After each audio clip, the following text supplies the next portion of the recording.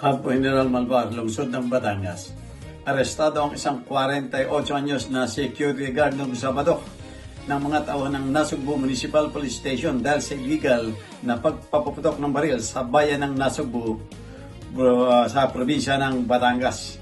Ito ay kinumpirma ni Provincial Police Director, Police Colonel Meliton A. Salvadora Jr.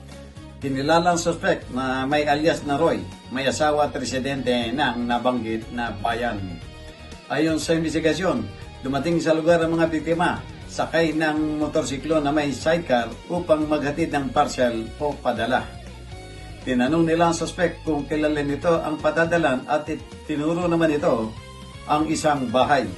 Subalit sa di inaasahan at sa hindi malamang dahilan, bigla na lamang nagbunot ang baril at nagpaputok ang suspect.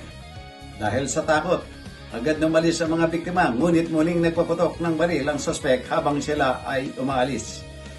Mabilis na nakarating ang ulat sa pulisya at kagad na tumugon sa lugar.